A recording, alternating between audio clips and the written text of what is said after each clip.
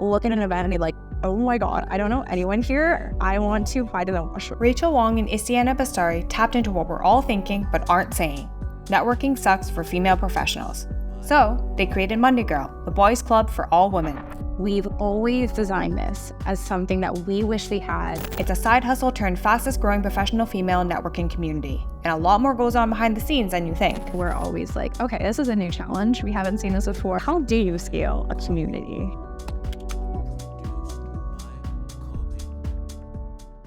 Rachel Istiana, thank you so much for sitting with me today. Thank you for having us. I'm really excited to talk to you two today because Monday Girl Social Club is not only redefining networking for women, but it's also doing it in a way that I never thought existed or even knew was possible when I was entering my professional career.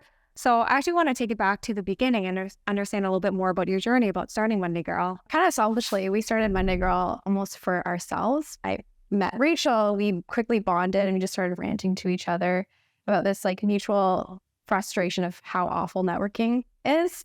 We're like, why is it so difficult to meet cool women in the city? Like, where are they? We know they're here. But first coffee chat, if you will, ended up being this like 6-hour long session of us just like venting about networking and all these things that they tell you to do after you graduate. All these things like, which I agree with, like find a mentor, build your professional network. But we were realizing that for ourselves, it was very hard. And I realized very quickly, it wasn't that I was getting any shortage of advice. It was more so the fact that the advice given to me was not applicable to myself as a young woman of color. And I wanted that experience that was relatable, that was shared. And yeah, we decided that there had to be a better way. So from that chat, we actually ended up starting Monday Girl on the spot. We went home that night. We started the Facebook group. So that's how that digital aspect first started off. So that was step one. You started Monday Girl, you thought of the brand, and you're like, we're going to create a Facebook group. We're like, Facebook group event. Because we were like go-getters. We're like, we're going to do everything today, even though we just met. I kind of love that. And we literally got everything in motion within, I think, the same week. And we just invited like friends of friends. Yeah. It was very important to us, like different industries, different levels of seniority, and we just brought them into this, space. Everyone paid for their own brunch. It was like very unorganized. People loved it. I still like think back to that as like really like the essence of what we were. I think everyone just craves that human connection. I think we were even chatting earlier that, doing something in person is very different from doing it digitally. If there's ever an opportunity to bounce off the energy of each other in a physical space, it makes all the difference. You went full-time a year and a half ago. You just went full-time from a personal financial security, knowing that this is what you're going all in on from a career perspective as well. How did you make that decision? Well, for me, my background has always been in entrepreneurship. I've had a full-time job for 1 year in my entire life. So I was day one starting, like my background's in content. I had a video agency. So it was a no-brainer to like shift into Monday Girl, especially when things were ramping up and it needed a full-time person there. And then with Rachel, it was definitely more of a slow burn. It was, the job that I had, it was the same job I had for 7 years. And I played a pretty pivotal role in the early stages of it. So for me, it was very tough leaving something that was very almost close to my identity. Can you share what company that was? Yeah, so I was at Uber. I helped to launch the Uber Eats product in Canada. Primarily, actually, it was the very first launch market for Uber Eats in total. So it was crazy. It was really, really fun. But I think it was very obvious, from Istiana's bandwidth, and the things that were ramping up and all the things and the places that we want to go to, it was pretty clear that I had to make the move. And I got the support of incredible people, friends, staff people that I probably wouldn't consider mentors that like told me like now is a time. You just got to rip off the Band-Aid. So definitely the full package experience, fun and modern. Everything is so fresh and everything speaks to me as a woman in my career. So I think you've done a really fantastic job doing that. Did it always look like that? Like how has the community shifted and evolved when you first started to what it is today? If you look back at our first logos, they were like this bright millennial teal. There were a lot of florals. I think we were just adapting to the time. Seafoam face? Yeah, I was cool at the time. Very seafoam, very, and just super millennial, but we loved it. I thought it was like super cool. And at the time before, like, that's amazing. It's so current. And I think we've had to continuously adapt. I think it's grown with us. And I think that's like something that's very special is like, this is a brand that as we progress in our careers and our lives, we've also been able to like progress in like what we can offer. And how has the feedback from the community been? It's been very confirming.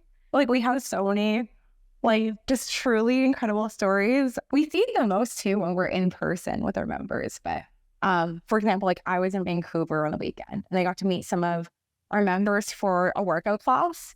Just like hearing from them the reasons why they joined. A lot of them moved from different countries or cities and they wanted that social aspect. Some of them even said like, I didn't know what to expect, but I got a job interview because of the confidence that the group gave me. So I think a lot of it is like the confidence that the group support rather than like the actual tangible advice, which we still got to provide.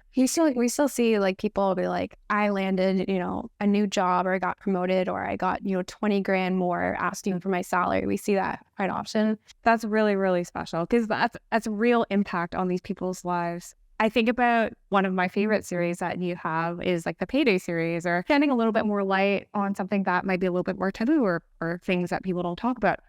How did you come up with something like that? And how was it like rolling something that might be a little bit more stigmatized out into the world? For that particular series, I think a lot of our content we take from based on what our audience is already talking about. So all these conversations are already happening in like our Slack channel. People are like, hey, I have a job interview. I'm thinking about like, how much do you make? What's appropriate? And people are just talking about it because, there's not enough transparency around these things. I think it's a little glimpse into like the group. We call it a group chat, but it's like the group chat. People are so open, so transparent because I think it's like that shared space. It's like, again, like evoking the idea of like the boys club. The boys club, you tell each other everything, right? Like probably too much. And then what we're trying to think about is like, what is that safe space of like for a woman if they got the chance to really shed light on their personal journeys?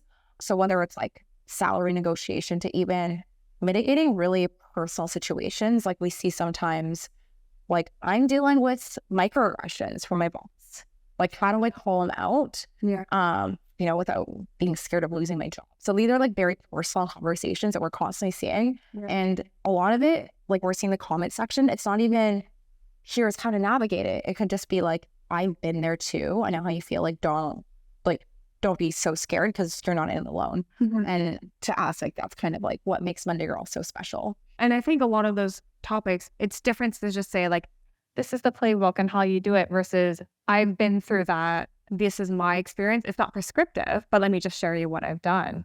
And so you're building that relationship and trust and mission like across all your members as well. Exactly. And I think a lot of it's like you're seeing through the group, you're seeing the mentors also participating time in, you're seeing other peers just being like, yeah, like I've been there too. It's just like you can really see how that gives that person the extra boost of confidence to be like, okay, like let me reassess. Have there ever been situations where something more sensitive does come up and there's discourse within the membership that, might not be always positive?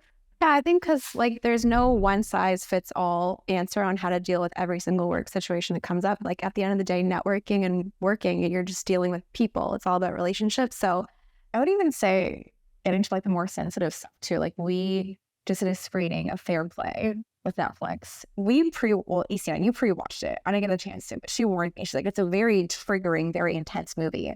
And we were scared. And we gave all of our members like a trigger warning for it. But they came out of it being like, wow, I feel very seen. And that was really interesting. Mind you, like we have a very soft taste for movies. So this is not exactly our cup of tea. So it was really interesting because we were seeing that members are really resonating with, the portrayal of even like the really hard and the really tough stuff that comes with being a woman in the workplace. So I think from our end, like we've been very lucky. I think a lot of it comes with the fact that we do screen our members. A lot of it comes up with, the fact that a lot of it is like also self-moderated. So far, like all the conversations have been steered in a very constructive way. Like when I say positive, because some of the stuff is not positive, but I would say constructive. I mean, you mentioned doing something with Netflix. How has it been working with different companies or corporations with regards to Monday Girl initiatives? And how do you find the right fit and projects to pursue? We look for brands. Well, a lot of brands come to us to source from diverse talent because we have so many different women who have, across different industries. We also look for companies that, really align with our ethos and our values. And I would say that's kind of my background. I actually started off in tech and sales. So the first thing that came up very natural for me was like, how do we work with the coolest brands? I don't even know where this came up with. Like, I don't know why that was so important to me, but I am like, my consumer. I am someone that would see different brands and consider that alignment very important. Yeah. So I think we just kind of pick and choose what we personally like. It's very selfish. I'm like, this is a brand that I really resonate with. I love their co-founder story. I love that it's female founded. And then from there, we kind of like approach that conversation. Yeah. But we've been really fortunate because brands come to us.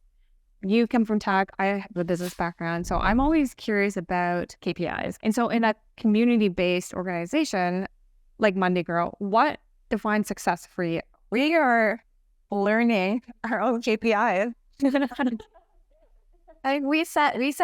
So we do have like vision boards and we set goals like end of year every quarter. And like, I think for us, it's just what is our dream? Like the sky's the limit. Like this is where we want to be. Something we always challenge ourselves to do, even when we're planning events. We use this like 11-star method, which comes from the founders of Airbnb.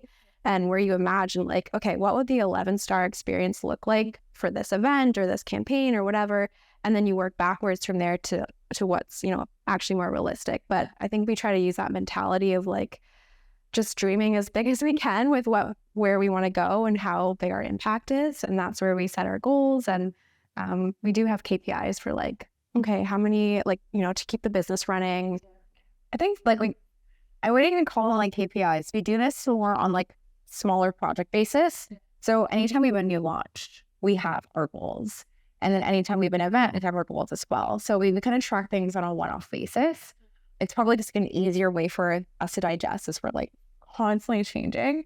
But it's been like really hilarious. I remember I was talking to Shadi, the co-founder of Honor. Yeah. And the whole workshop was like business plans. And she was like, Rachel, you probably remember your business plan. I'm like, man, our business plan was a coffee rant session. So they don't have one, but they don't have one. So it's been very fascinating coming from a background where everything is like so strictly documented. I know my KPIs are like the back of my hand. I check my dashboard. So I think from this, it's been like a very interesting shift. We're trying to formalize things a little bit more now. We're in that phase of the business. I would say probably KPIs to come. Yeah, I mean, keeping that flexibility is really important because, things change all the time. In terms of growing and scaling a community, how do you scale a community? This is an amazing question. I've seen, and I probably have been actually a part of these, I'd say like membership communities where I've seen that kind of falter when they've expanded too quickly or expanded without a lot of thought to it. So that's one thing we're very cognizant of is like when we're scaling, how do we maintain that sense of, just like that value? Because sometimes when you scale too fast, it's like it's overwhelming to the members. You're disrupting that member experience. It doesn't feel as authentic anymore. So I think like even with us, like every single launch that we have, we personally review every single applicant. We do it with a lot of help as well, but then we're also thinking about what value can this person bring to our community. We're thoughtful with the mentor aspect as well. But I would say for us, it's like thinking about the local factors as well. Like I think we've been very fortunate to talk to other community leaders and they would say like having that local grounding is very important. So like our chapters are like, we have like Toronto City chapter, Vancouver. So they feel like they still have like their sub community a little bit more grounded and connected to as well. So. Did you take away any of your learnings from Uber and expanding the different markets of that hyperlocal approach and was able to apply any of that to Monday Girl at all? I love this question. I feel like everyone knows. They're like, Uber, you guys love to playbook. You guys love to launch. Absolutely. I would say I get in so many launches, like I can't even name them all. And yeah, like we playbooked everything. I would say the main thing for us is over-index on the events piece because we know in-person connection can never be replaced, as we mentioned. So like introducing that aspect first is where people get to know like the essence of Monday Girl, the feel, and then they can kind of like take that with them into the digital experience. Got it. Between the two of you as co-founders, how does the decision-making process happen? I think we're really lucky because we complement each other in terms of like what we like doing and also what we're good at. Our strengths and weaknesses are like complete opposites. So whenever something like in my wheelhouse, like I'll be a decision maker and vice versa. But we do decide like all major decisions together. I think we have very healthy trust. And I feel like we're very like I'd say like one for one, like we're very split on like decisions where she's like, let us go, but I'm not too sure about it. I'm like, okay, trust you, and like vice versa. And I think like we've been very good at like knowing when to do that. It's always nice to have a bit of that sounding board. Again, someone that can say no to your face. And to her credit, launching the digital platform was actually her idea. I was very resistant against it. It was like, no, like I see something very different. She built up the entire platform and I was like, okay, well, I can't say no now. This seems great. We tested it out and now it's become like the main, if not primary, business driver for us. Wow. I think that's a very entrepreneurial instinct that you had in saying like, this is what I think will work. Let me prove it out and then try to convince someone that you trust to go along that path. How did you feel prepared to grow this organization to what it is today?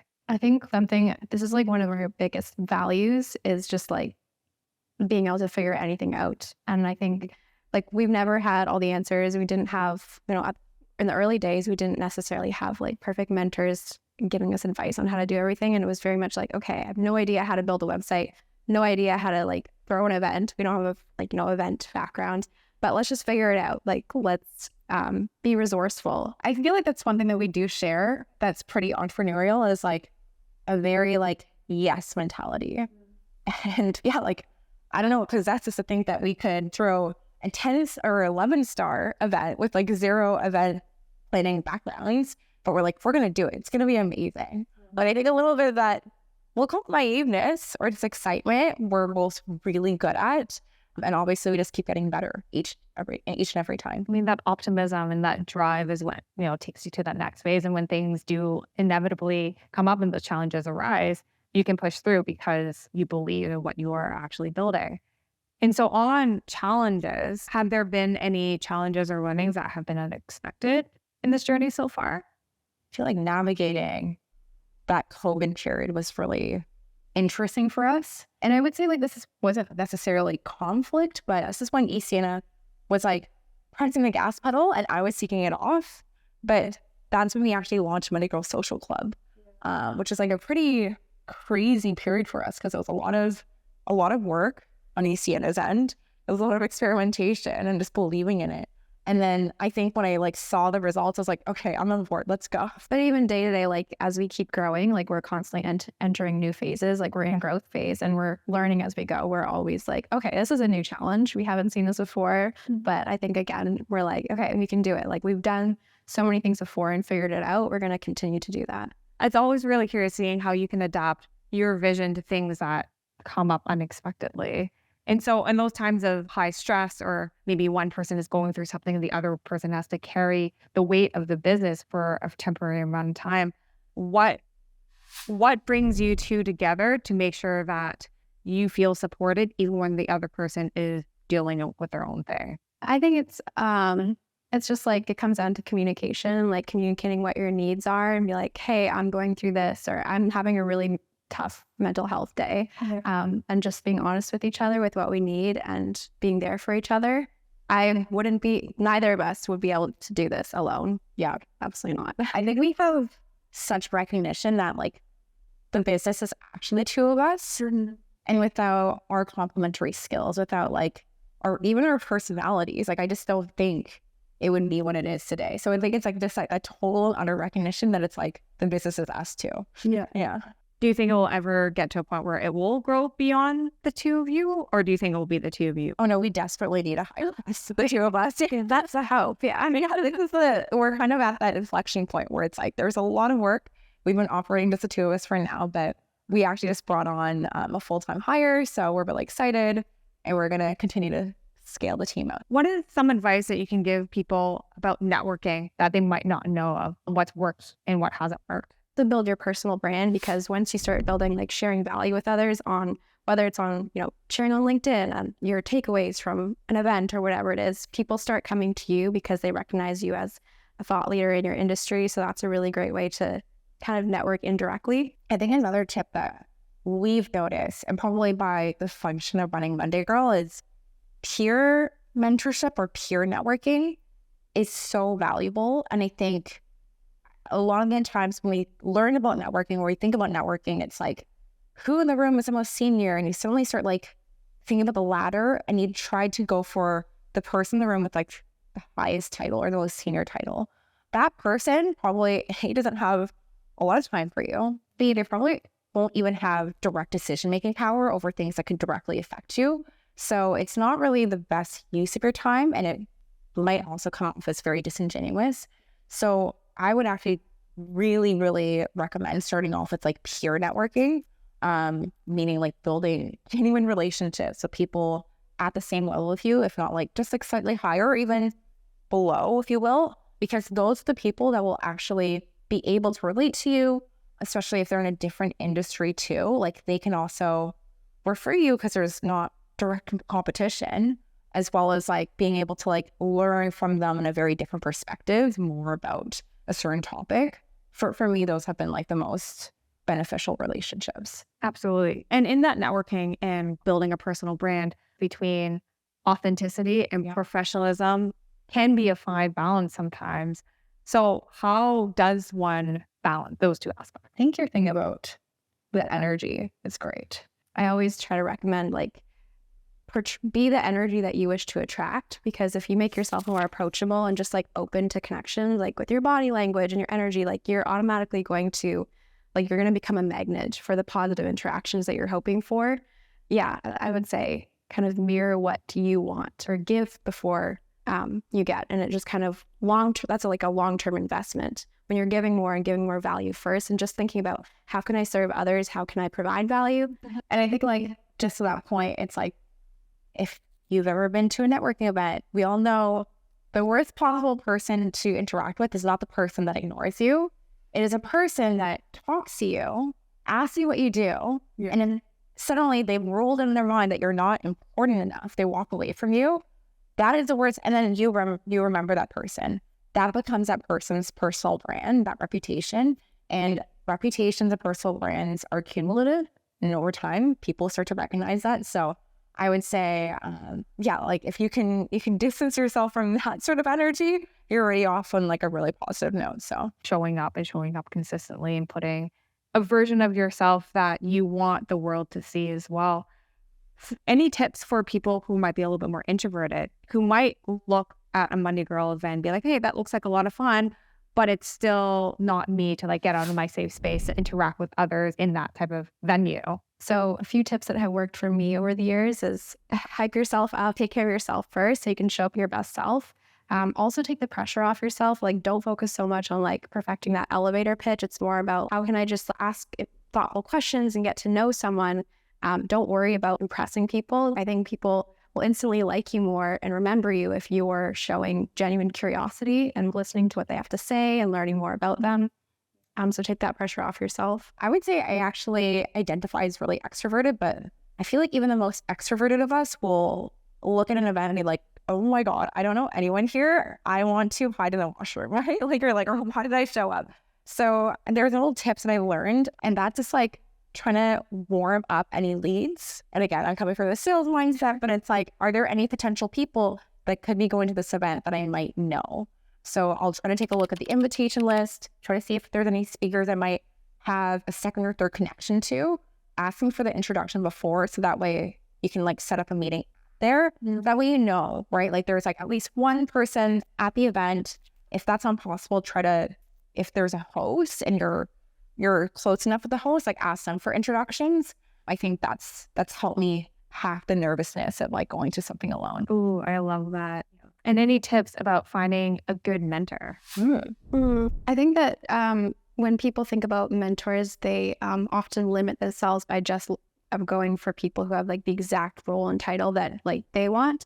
So I think really challenge yourself to like learn from anyone. I never think you should just have like one single mentor for your entire career, which we often think of. It's like you can have multiple mentors at multiple times throughout your career, and you can go to them for different things. What does Monday Girl look like 5 years from now? Oh my gosh. We want to be really international. where right now we're expanding into the US. So ideally we would love to be, maybe have Monday Girl chapters worldwide. And I think from a very aspirational standpoint, we've always designed this as something that we wish we had when we were uncertain or unsure about our careers. If Monday Girl could be the place that you immediately think of when you're like, oh my gosh, I don't know what to do with my career. Who do I ask? We want that to be like the first thing that people recommend. So I wanted to end this conversation with some speed round questions. Let's do it. Who's the early bird in the office? Who has the messiest desk? It's only me. Who would I go to for tech support? Me. Who is best dressed? Both of us. Who is better at handling stress? In different ways. Different people. You have different stresses and different coping mechanisms. Describe the other person in 5 words. Oh, that's a good question. Okay, Rachel is confident, elegant, intelligent, a true leader, and That's 5. oh, is it? A boss. I think so. Let's do it. Okay, my turn. Did I tell you anything? So I'm gonna say Istiana is strategic. She is level-headed, creative, unique, and gorgeous. So, yeah. And then I'd love to hear from both of you for the next few. What has been one book or resource that's had a meaningful impact on your entrepreneurial journey? We really like the book Traction. By Gino, I can't remember his last name, but that has been a helpful framework for us when thinking about what direction do we want to go in and just planning. Love that. Yep.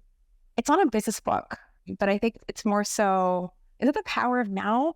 Yeah. That book has always profoundly, for some reason, had such a meaningful impact in my life. It's been a helpful coping mechanism for me, but the now piece has been like very helpful. Being present. What is one non-negotiable in your day? Ooh.